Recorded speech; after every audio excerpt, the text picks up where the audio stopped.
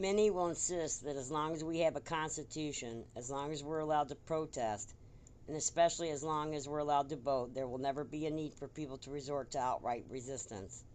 Unfortunately, history shows that such an opinion is completely misguided.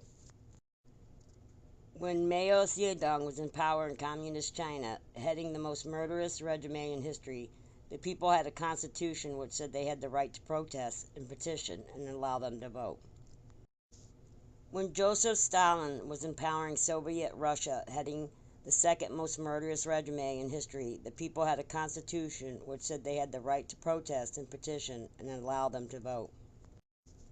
When the Nazi Party was elected into power in Germany, the people had a constitution which said they had the right to protest and petition and allow them to vote.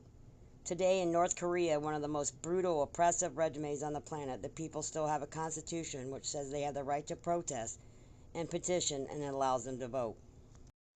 What all those other constitutions did not include is the right of the people to be armed. The lesson to be learned here is that constitutions and words on paper do not stop tyranny. Being allowed to protest and vote does not stop tyranny. So what does? Patrick Henry, who gave the famous "Gimme liberty or gimme death" speech, answers that question. When it comes to liberty, nothing will preserve it but downright force. Whenever you give up that force, you are ruined. Mao Zedong declared that the Communist Party must command all the guns, that way no guns could ever be used to commend the party. Joseph Stalin proclaimed, if the opposition disarms, well and good. If it refuses to disarm, we shall disarm it ourselves.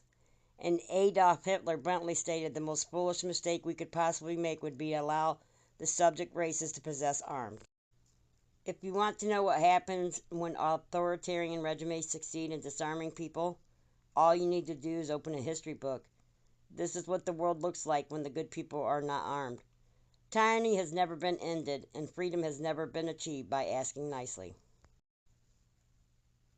Frederick Douglass summed up the truth quite well when he said, "Power concedes nothing without demand. It never did and never will."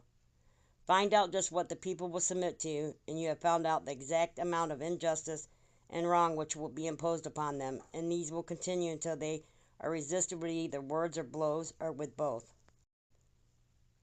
History has shown us just how true it is, that authoritarian power conceives nothing without demand. And if government forces have these and the people don't, only one side will be in any position to demand anything. And that above all else is why good people should be armed.